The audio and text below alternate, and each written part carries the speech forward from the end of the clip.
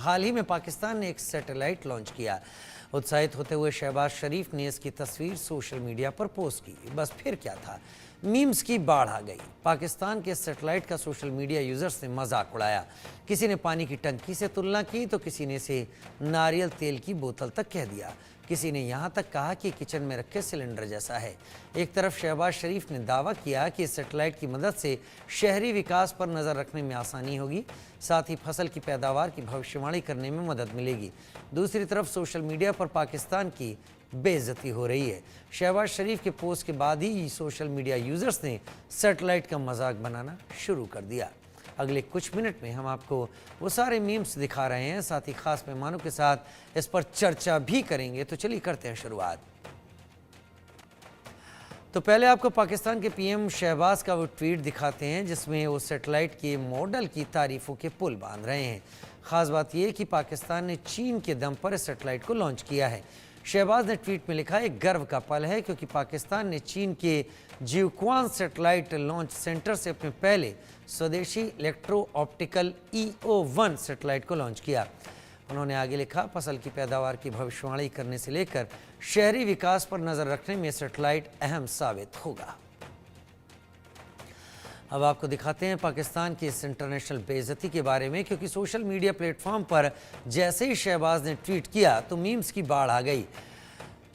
एक तरफ शहबाज का ट्वीट देखिए और दूसरी तरफ इस ट्वीट पर बने मीम्स को देखिए। जेश नाम के एक यूज़र ने पानी की टंकी की फ़ोटो सोशल मीडिया पर शेयर करते हुए लिखा, सैटेलाइट पानी की टंकी की तरह दिख रहा है। जोहान्स नाम के एक यूज़र ने लिखा है, ये किसकी पानी की टंकी चुरा ली। हिंदुत्व विजिलेंट नाम के एक यूज़र ने शहबाज शरीफ को टैग करते हुए लिखा, भाई मोटर बंद कर लो, टंकी में पानी भर गया, ये पानी पड़ोस तक आ रहा है। द वॉइस ऑफ पाटलिपुत्र नाम के एक यूज़र ने सिंटेक्स वाली पानी की टंकी सोशल मीडिया पर पोस्ट करते लिखा कि क्या यही सैटेलाइट है। आभा नाम के एक यूज़र ने बैलगाड़ी में रखे बांस की आकृति पोस्ट की, लिखा सैटेलाइट से बहुत मेल खाता है। एक यूज़र ने नारियल तेल की शीशी पोस्ट कर दी, उन्होंने लिखा कि हमारे नारियल तेल की बोतल को कॉपी कर लिया। एक यूज़र ने लिखा, सैटेलाइट दूध के कंटेनर जैसा दिख रहा है। राहुल नाम के एक यूज़र ने एडिटेड फ़ोटो पोस्ट करते हुए लिखा, क्या इसे पतंग पर बांध कर उड़ाएंगे। एक और यूज़र ने लिखा, पानी के नए टैंक के लिए बधाई। इसके अलावा एक यूज़र ने LPG सिलेंडर की फ़ोटो भी पोस्ट की कि भारत में इसे LPG सिलेंडर कहते हैं। डॉक्टर राम श्रीवास्तव पूर्व वैज्ञानिक इसरो के हमारे साथ जुड़ गए हैं और हुसैन जावेद हमारे साथ सीनियर जर्नलिस्ट पाकिस्तान से जुड़ गए हैं। पहले मैं हुसैन भाई आपसे ही बात कर लूँगा, ये मीम्स को किनारे रख देता हूँ। ये मीम्स अपनी तरीके के होते हैं, मीम्स हर एक का मजाक उड़ाते हैं और हर एक के लिए कुछ भी बात सामने रख देते हैं, लेकिन पाकिस्तान ने सैटेलाइट चीन की मदद से जो लॉन्च किया है इसके बारे में जानकारियाँ, और फिर ये भी बताइएगा जो कमेंट्स सोशल मीडिया पर आ रहे हैं वो आप किस तरीके से देख रहे हैं। जी, सबसे पहले तो आपका शुक्रिया कि आपने अपने शो में इनवाइट किया, और जो हमारे पैनलिस्ट हैं उनको भी सलाम, आपको भी सलाम।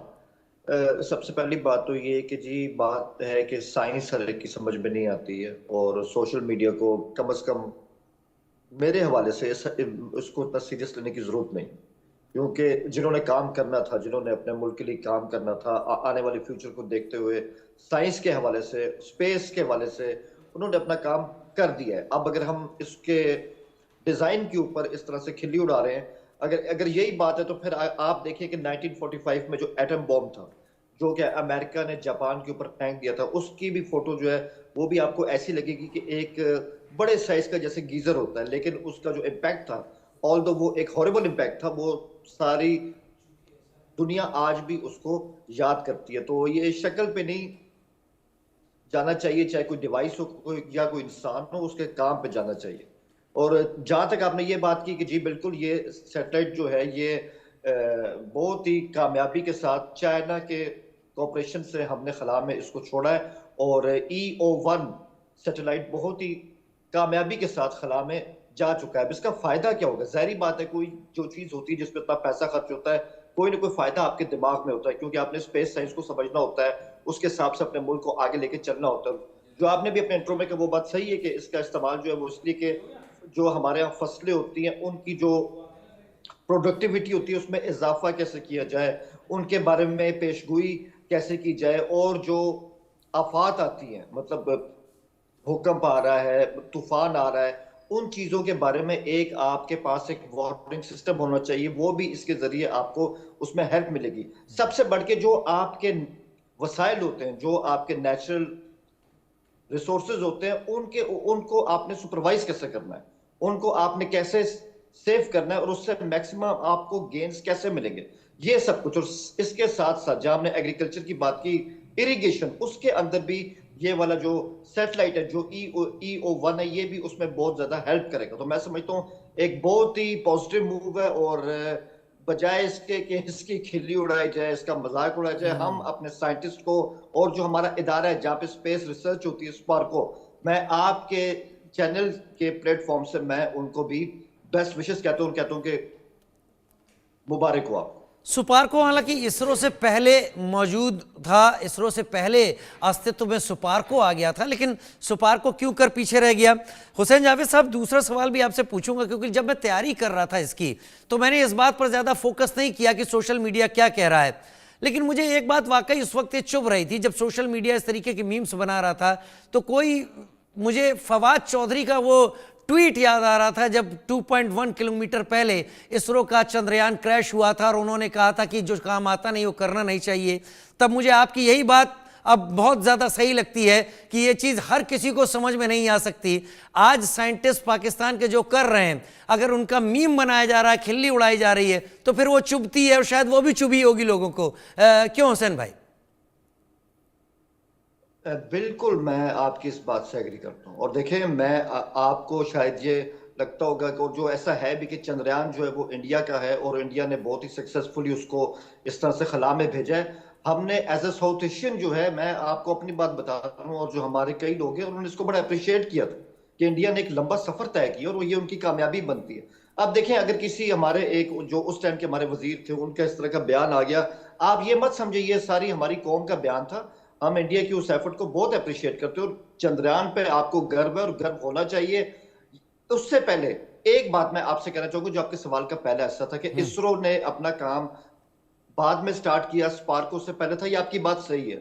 और मैं ये कहूं कि 60s में हमारे पास बहुत अच्छा टाइम था। अमेरिका ने हमें, मतलब आप ये समझ लें कि भरपूर अंदाज से हमें कहा था कि हम आपके साथ ताबून करेंगे अगर आप स्पेस रिसर्च के हवाले से हमारे साथ काम करेंगे, नासा के साथ काम करेंगे। लेकिन अफसोस, वो जो मौका था, वो जो इतना अच्छा चांस था, उससे सही तरह फायदा उठाया नहीं गया। अब एक अरसे बाद स्पार्को जो है वो दोबारा आ रहा है। आपने देखा है कि एक तो ये सैटेलाइट अभी की खबर है, इससे पहले भी हमने जो है वो चांद के ऑर्बिट के अंदर भी अपना एक सैटेलाइट पिछले साल हमने भेजा था। तो सफर हमारा सुस्त हो गया था, लेकिन अच्छी बात है कि सफर दोबारा शुरू हो गया। ठीक है, मेरे साथ इसरो के भी इस वक्त साइंटिस्ट जुड़े हुए हैं, और डॉक्टर राम श्रीवास्तव। डॉक्टर राम श्रीवास्तव, इसरो और सुपार्को, जो मैं जानता हूं सुपार्को पहले अस्तित्व में आ गया था, मौजूदगी थी सुपार्को की, लेकिन और उस दौर में भारत का यूएस के साथ इतना नज़दीकी ताल्लुकात भी नहीं थे साइंस को लेकर। तब भारत ने साइकिल पर एक सैटेलाइट को ले जाकर, तब अब्दुल कलाम साहब होते थे, और उन्होंने एक चर्च के पीछे से पहला लॉन्च करने की कोशिश की थी, वो सारी चीज़ें थी।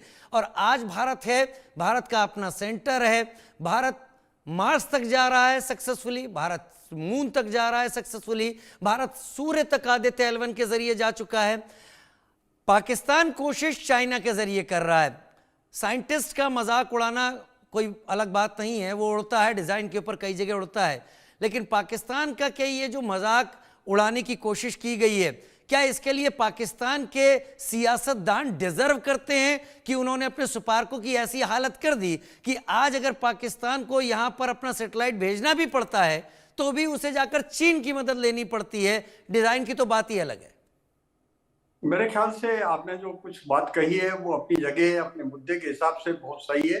सबसे पहले तो मैं इस पाकिस्तानी सोच के लिए उनका खैर मकदम करूंगा। कम से कम उन्होंने सोचा तो सही स्पेस पे जाएं, लेकिन स्पेस का जो उपयोग होता है, क्या पाकिस्तान इस बात की गारंटी देगा कि वो शांति और विश्व बंधुत्व के लिए करेगा? कतई नहीं करेगा।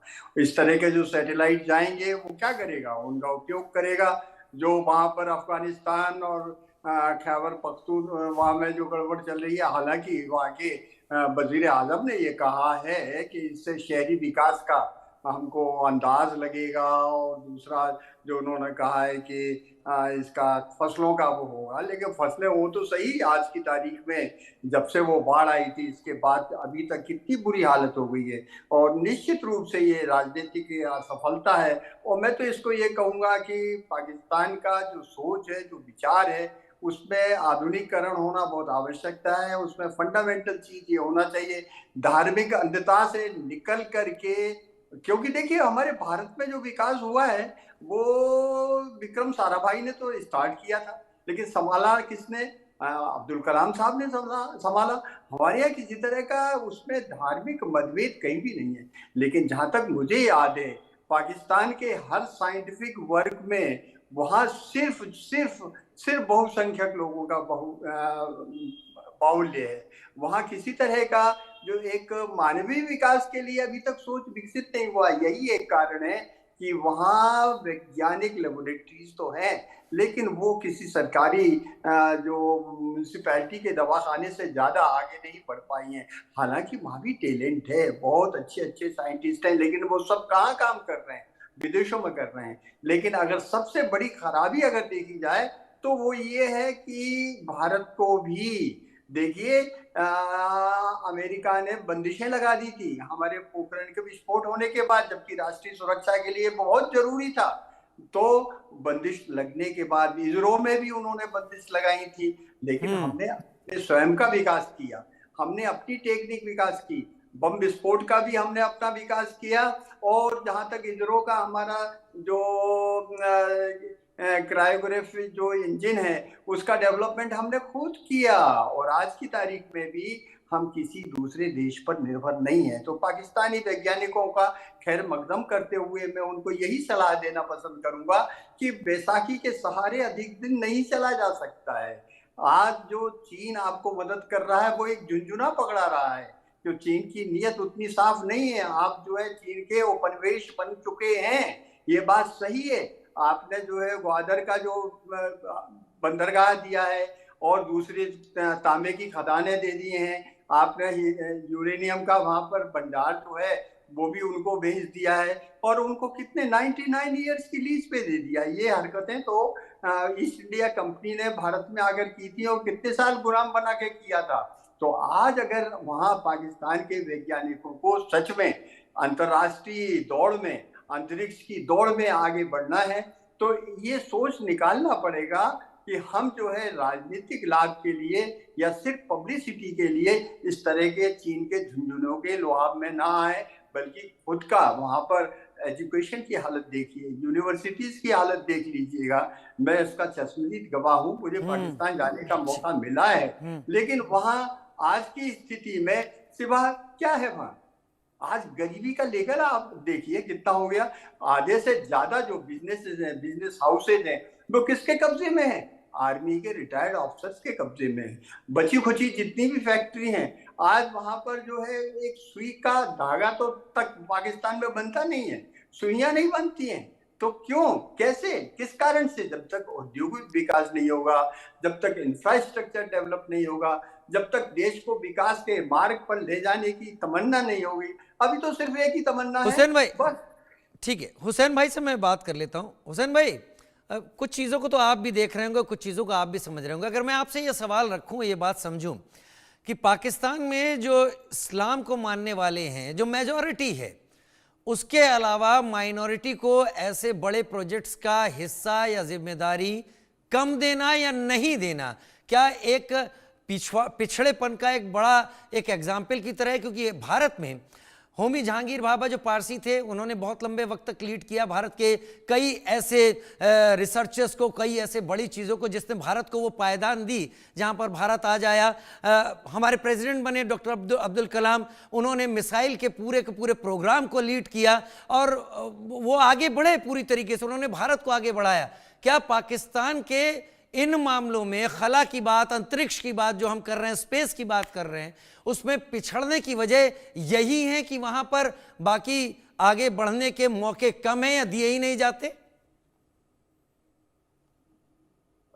देखें, मैं वैसे थोड़ा सा हैरान हुआ हूँ जो हमारे पैनलिस्ट हैं उनकी बातें सुन के, क्योंकि इनका ताल्लुक तो मुझसे ज्यादा है साइंस के साथ, और आपने खुद कहा कि इनका ताल्लुक इसरो से भी है, तो मुझे लगा कि वो उससे इसके हवाले से अपनी बात करेंगे।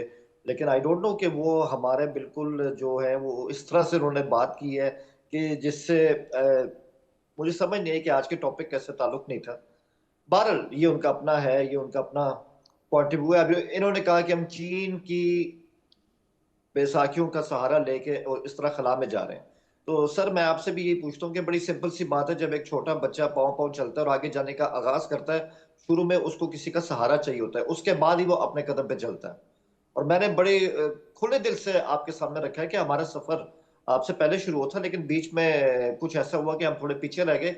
इसका यह मतलब नहीं कि हम पीछे ही रहेंगे, दोबारा आप सही शिफ्ट में देर से सही लेकिन सफर स्टार्ट कर दिया है। और पिछले 2 साल के अंदर मैंने आपके सामने IQ कमर की बात की, मैंने आपके सामने आज जो हमारा अभी ये जो सेटेड गया मैंने इसकी बात की है। तो सफर हमारा शुरू हो चुका है, तो इसको इस तरह मत देखा जाए। और चाइना की जहां तक बात है तो वो मैं इंडिया का कंसर्न समझता हूँ कि आपकी चाइना से कभी बनी नहीं है, और आगे भी इसका चांस बहुत ज्यादा मुश्किल लग रहा है। तो आपको लगता है कि हम उनकी कॉलोनी बन गए हैं और सी पैक जो है वो एक गुलामी का मंसूबा है? ऐसा कुछ भी नहीं है। चाइना हमारा टाइम टेस्टेड फ्रेंड रहा है, और जिस तरह आपके एक जमाने में सोवियत यूनियन के साथ ताल्लुकात थे 60s में, 70s में, 80s में, चाइना के साथ हमारे वैसे ही ताल्लुकात है। तो ऐसी कोई बात नहीं, और ना ही हमने यहाँ पे एज अ पाकिस्तानी कभी फील किया। तो ये बिल्कुल ठीक है, चाइना के हवाले से आपके अपने तहफुजात होंगे, आपकी अपनी रिजर्वेशन होगी, हमारी कोई नहीं। हम बड़े क्लियर हैं, हमने उनसे बातें बहुत पहले तय कर ली थी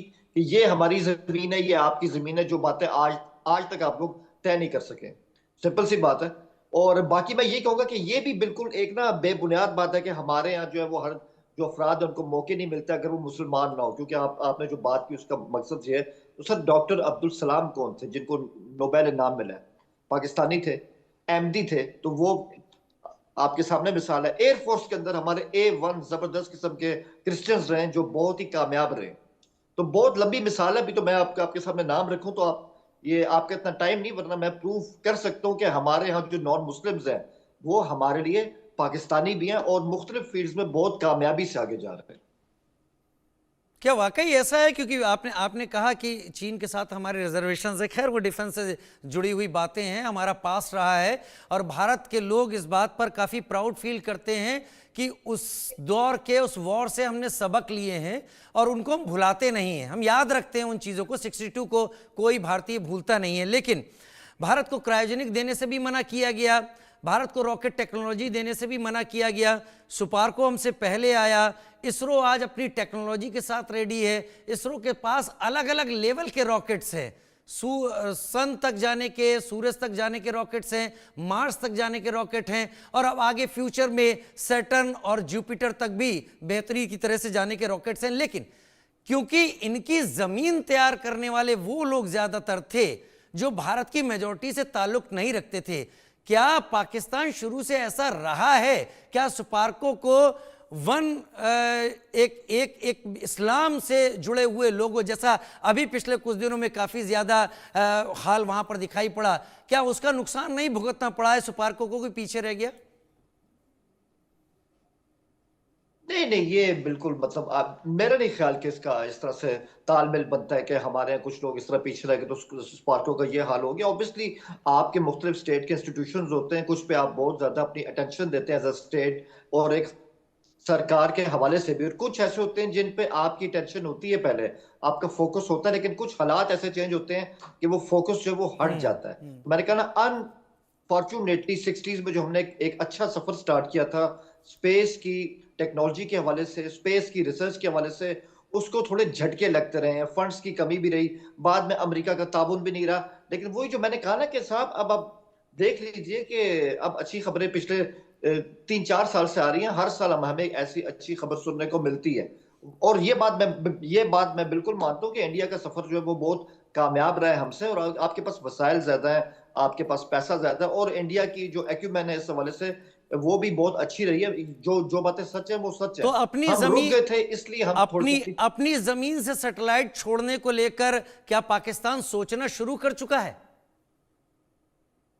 कर चुका है सर, और इंशाल्लाह मुझे उम्मीद है बहुत जल्द जब आप कभी दोबारा इनवाइट करेंगे तो ऐसी एक अच्छी न्यूज आएगी कि हमारे अपने सैटेलाइट स्टेशन से हमने स्पेस में या चांद की तरफ कहीं भी हमने अपने सैटेलाइट सेंड कर दिए, तो इंशाल्लाह एक सफर शुरू हो चुका है और इस मंजिल तक भी पहुंच जाएंगे। ठीक है, राम श्रीवास्तव मेरे साथ इसरो से जुड़े हुए हैं, स्पेस टेक्नोलॉजी को मुझसे बेहतर समझते हैं। राम सर, सैटेलाइट को स्पेस में भेजने के लिए सर्टेन पोजीशंस होती हैं, सर्टेन एंगल्स होते हैं और उसका इक्वेटर या बाकी जगह से कुछ एक नज़दीकी दूरी इस पर बड़ा असर डालती है। क्या पाकिस्तान का जो लैंड मास है वो ऐसी किसी पोजीशन को सपोर्ट करता है जहां से वो बहुत आसानी के साथ स्पेस में सैटेलाइट भेज सकें? क्योंकि भारत चाहता तो भारत जम्मू कश्मीर से छोड़ सकता था या नागालैंड से छोड़ सकता था, यूपी से छोड़ सकता था, लेकिन चुना वही जगह गया जहां पर इस वक्त अभी हम हरिकोटा से छोड़ते हैं। तो क्या ये हरिकोटा उन सारे कोऑर्डिनेट्स के हिसाब से तय किया गया है? कोई भी कंट्री तय कर सकता है कहीं से भी छोड़ ले? कहीं से छोड़ना इतना पॉसिबल नहीं है, क्योंकि देखिएगा जब भी छोड़ा जाता है तो इस बात का प्रिकॉशन लिया जाता है कि अगर उसमें कुछ टेक्निकल स्नैक आ गया तो ये टॉपर डाउन अगर होगा तो कहीं शहरी बस्ती में ना गिर जाए। यही एक कारण है कि हमेशा अमेरिका भी छोड़ता है तो फ्लोरिडा के वहां पर किनारे पर ही छोड़ता है, और इधर आप देखिए यूरोपियन स्पेस एजेंसी भी छोड़ती है, चाइना भी छोड़ता है, जापान भी छोड़ता है। इन सब पैरामीटर्स को साथ में लिया जाता है। जहां तक पाकिस्तान की पोजीशन है आज की तारीख में तो मैं कह नहीं सकता हूं कि उनकी क्या तैयारी है, लेकिन जो टेक्नोलॉजी है स्पेस साइंस की, उसमें आज की तारीख में मेरा ख्याल है कि वहां पर इस तरह का किसी भी तरह का आगे साइंटिफिक रिसर्च पेपर्स में पब्लिकेशंस उनकी तरफ की कतई नहीं है। अगर होते तो निश्चित रूप से मैं मान लेता कि वहां पर स्पेस साइंस में काम चल रहा है। हाँ, ये बात अवश्य है कि हम जो है एक सैटेलाइट जो ऑप्टिकल इमेजिंग का बनाया है वो हमारे यहाँ तो स्कूल के बच्चे बना लेते हैं।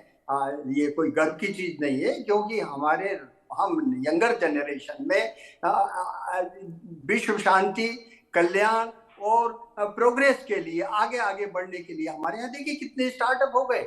आज की तारीख में मेड इन इंडिया के तहत जो है कितना तेजी से काम हो रहा है। डिफेंस में ही देख लीजिए, हम अपने इक्विपमेंट बनाकर बाहर बेच रहे हैं। अब हम हथियार खरीदते नहीं है, टेक्नोलॉजी लेते हैं और उसका विकास करते हैं, अपने ढंग से बनाते हैं। और मैं तो इंशाल्लाह ये उनसे अल्लाह ताला से ये दुआ मांगूंगा कि पाकिस्तान हमारा भाई है, पाकिस्तान एक जमाने में भारत का ही हिस्सा था, वो भी आगे प्रोग्रेस करे, बशर्ते कि वो इंसानियत की तरक्की के लिए करे। अगर इंसानियत की तरक्की के लिए करेगा और वो दिन अगर ये खुशखबरी मुझे सुनाएंगे कि हमने अपना सैटेलाइट खुद छोड़ा है, मैं उनको मुबारकबाद दूंगा। रहा सवाल, मुझे पाकिस्तान जाने का एक मौका मिला था और उस समय जिया उल हक साहब थे, उनसे मुलाकात हुई थी। वो था साइंटिफिक कॉन्फ्रेंस थी, इस्लामिक साइंस, उसमें last day organisation of Islamic council को रिकमेंडेशन भेज रहा था। उसमें एक टॉपिक था Islamisation of science and technology, Islamisation of science and technology. तो मुझे हाथ ऊंचा करके बोलना पड़ा कि भाई जहाँ तक मैंने अल्लाह ताला की होली कुरान पढ़ी है उसमें तो उन्होंने मैसेज जो दिया है आई मैन करके दिया है, और वहाँ उन्होंने कहीं नहीं कहा है कि ए मुस्लिमों। तो जब अल्लाह ताला इतना दयालु है कि पूरी मानवता के विकास के लिए सब काम कर रहा है, तो आप साइंस और टेक्नोलॉजी का इस्लामाइजेशन कैसे करेंगे? तो जो मिस्टर वहां बैठे थे चेयरमैन, उन्होंने झट से कहा we have noted your point, please sit down. देखिए, विज्ञान की प्रगति, स्पेस की प्रगति मानवता के मानवीय पहलुओं पर आधारित है। अगर हम सिर्फ यही मानकर चलेंगे कि इसका हम पॉलिटिकल उपयोग बताएंगे, जैसे हमारे पास इतने एटम बम है, अरे भाई एक एटम बम पर्याप्त होता है, 100 50 बनाकर क्या रखेंगे? उनको 10 साल में आपको रिफ्यूल करना पड़ता है। उसके पीछे कितनी टेक्नोलॉजी लगती है, क्या वो टेक्नोलॉजी हमारी अपनी है? नहीं है। जब तक फंडामेंटल डेवलपमेंट आप एजुकेशन लेवल पर हमारी यंग जनरेशन को नहीं करेंगे तो अगले 50 साल तक हम अपने देश में कोई प्रगति नहीं कर पाएंगे।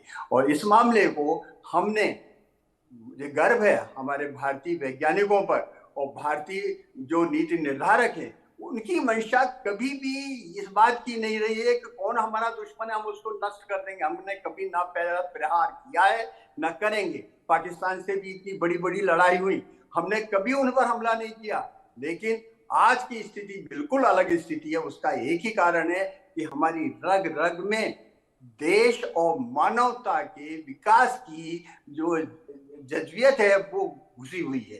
यही एक कारण हम आगे बढ़ रहे हैं, बढ़ेंगे। और जल्दी अभी ताजा ताजा खबर है, देखिए हमने 2 सैटेलाइट का डॉकिंग कर लिया। अब हम अगली खबर आपको देंगे जिसमें कि हम वहां स्पेस स्टेशन बना देंगे। क्या क्या, हाँ, ये अच्छा है आप ये ले आए। ये जो स्पेस में जो डॉकिंग हुआ है, क्या आप ये कहना चाहते हैं कि अब आईएसएस की तरह भारत भी कोई स्पेस स्टेशन खड़ा कर देगा जल्दी? क्योंकि डॉकिंग सबसे इंपॉर्टेंट स्टेप है।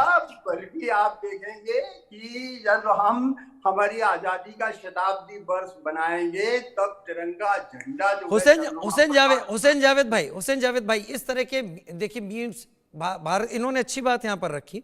भारत ने भी 3 दिन पहले ये डॉकिंग किया है इंटरनेशनल स्पेस में, और वहां पर डॉकिंग से 2 सैटेलाइट को आपस में जोड़ना होता है। ये प्रोसेस एक बार रिहर्स हो जाता है तो इसका मतलब आप और भी डॉकिंग करके एक बड़ा प्लेटफॉर्म वहां पर क्रिएट कर सकते हैं। यानी एक स्पेस स्टेशन की तैयारी है। आपने सैटेलाइट भी छोड़ दिया है, लेकिन मीम्स जो आ रहे हैं, कई चीजें जो भी बनी हैं, वो क्या हौसला तोड़ते हैं या जबरदस्ती तोड़ने के लिए डलवाए जाते हैं? आप किस तरीके से देखते हैं इन सारी चीजों को?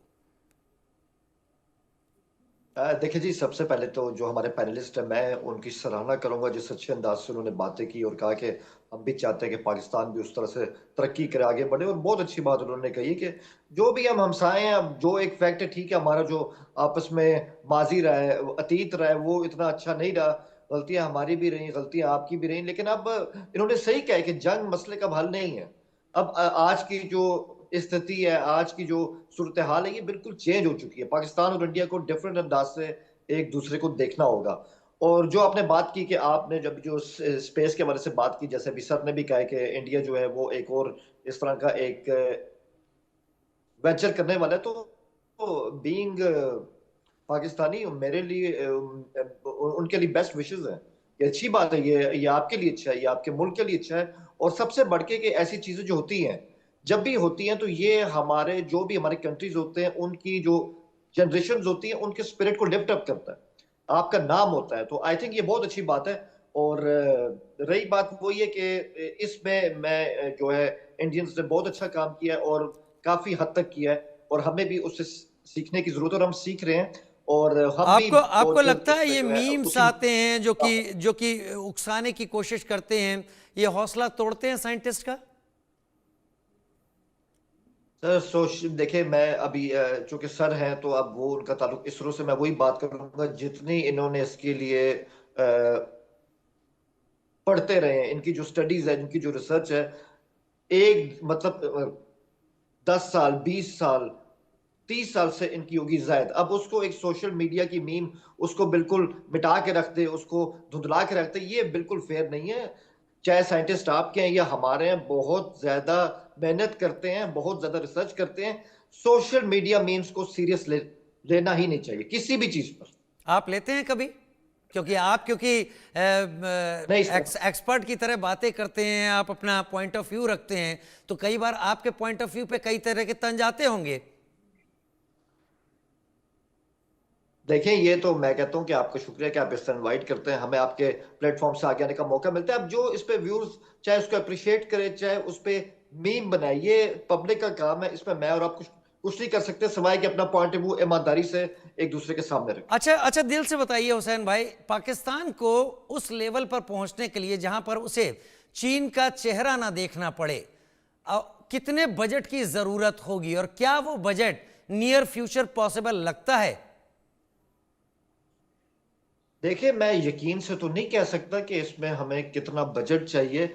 और मैंने कहना है कि हमारा सफर दोबारा से शुरू हुआ है। जब आप सफर दोबारा शुरू करते हैं तो जाहिर बात है आपको समय लगता है, आपको वक्त लगता है। और फिर वही बात है कि आपने बीच में चाइना की बात की, तो ऑब्वियसली चाइना के साथ हमारे कॉपरेशन हर फील्ड के अंदर रहे हैं, डिफेंस के अंदर रहे हैं, एग्रीकल्चर के अंदर रहे हैं, रोड इंफ्रास्ट्रक्चर से लेके कम्युनिकेशन के अंदर रहे हैं। ऑब्वियसली उनकी उनकी जो हेल्प है वो इस वक्त हमारे बड़े काम भी आ रही है। तो इन फ्यूचर भी जो है हम उनके साथ इस तरह के वेंचर्स बिल्कुल करते रहेंगे, और वहीं से हमें आगे जाने का इंडिपेंडेंस का जो है वो हमें मिल जाएगा। इस सैटेलाइट के बारे में कुछ इंफॉर्मेशन दें कि इसको बनाया किसने है, कितना वक्त लगा इसे बनाने में, और इसका प्राइम मोटिव क्या रखा गया है? देखिए, जो इसका मोटिव है वो तो आपके सामने है, और इसका ताल्लुक किसी भी तरह की वॉर मॉन्गरिंग से नहीं है कि इससे हम जो है वो किसी मुल्क पे अपनी निगाह रख रहे हैं, या हम इसे मतलब इसको इस्तेमाल करेंगे किसी पे हमला करने के लिए, सैटेलाइट्स उनकी लोकेशंस को जानने के लिए। जो हमारे पीएम ने कहा, उनका ट्वीट आपके सामने, आपने खुद पढ़ा कि यार हम चाहते हैं कि एग्रीकल्चर में इंप्रूवमेंट हो, जो हमारी फसलें हैं, मतलब हमारी जो जमीन है वो one of the fertile land है इन द अर्थ, इसमें कोई शक नहीं है।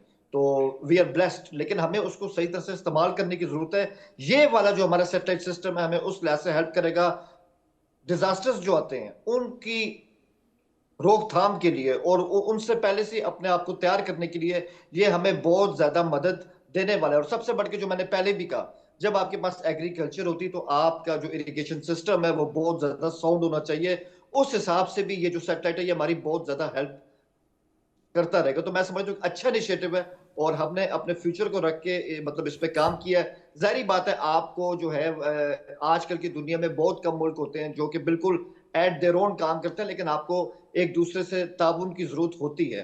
तो ऑब्वियसली चीन के साथ चलें, लेकिन वो वक्त जल्द आएगा जब हम अपने बल के ऊपर भी अपना जो हमारा सैटेलाइट स्टेशन होगा उसके थ्रू भी हम स्पेस तक अपनी एक्सेस हासिल कर लेंगे। राम सर, एक छोटा सा आपसे यहाँ पिंच ऑफ सॉल्ट, एक छोटा सा बात की तरह मैं रखवाना चाहूँगा। एक ऐसा सैटेलाइट सेंटर जहाँ से सक्सेसफुली किसी सैटेलाइट को लॉन्च किया जा सके, वो उसका बजटिंग क्या होती, कितनी कॉस्ट, कितना पैसा लगता है किसी कंट्री को डेवलप करने के लिए? देखिए, आज की तारीख में सैटेलाइट लॉन्च करने के लिए जो स्टेशन बनाया जाएगा, अकेला सैटेलाइट लॉन्चिंग स्टेशन के पीछे जो टीम होती है, आज आप समझते हैं इसरो में कितने साइंटिस्ट काम कर रहे हैं? 19,000 साइंटिस्ट काम कर रहे हैं। क्या पाकिस्तान के पास इतने सारे साइंटिस्ट हैं, स्पेस साइंटिस्ट? ना केवल मैं पाकिस्तान की बुराई नहीं करना चाहता, क्योंकि मैं तो आशा करता हूं कि आगे बढ़े, वही नहीं दुनिया के दूसरे देश भी इस दौड़ में बढ़े, क्योंकि स्पेस साइंस की बहुत सारी प्रॉब्लम्स है जिनको सबको मिलजुल कर उसका हल निकालना चाहिए। जैसे स्पेस में जो कचरा पड़ा हुआ है, अभी अभी वहां पर केन्या में जाकर एक रॉकेट का बड़ा रिंग जाकर गिरा है, वो अगर कहीं किसी रहवासी बस्ती में गिर जाता तो कितना नुकसान होता। तो देखिए, आज जो क्लाइमेटिक चेंज आ रहे हैं उन पर पूरे के पूरे साइंटिस्टों को काम करना चाहिए। हमने जो सूर्य के पास अपना आदित्य भेजा है वो सूर्य के दर्शन करने या नमस्कार करने के लिए नहीं भेजा है। सूर्य से आने वाली तपन, उसकी जो रेडिएशन है वो धरती पर कैसे आ रहे हैं, वो कहाँ आ रहे हैं, उनका क्या उपयोग होगा, वो क्या दुष्प्रभाव डालेंगे, ओजोन लेयर पर क्या अंतर पड़ेगा, उसके पीछे कितनी बड़ी टीम काम करती है, इतनी यूनिवर्सिटीज काम करती हैं, आईआईटीज काम करती हैं। और देखिए, साइंटिस्ट साइंटिफिक इंफॉर्मेशन जो होती है, आप सही कह रहे हैं, आप सही कह रहे हैं, आप सही कह रहे हैं। चीजें खरीदी जा सकती हैं, चीजों को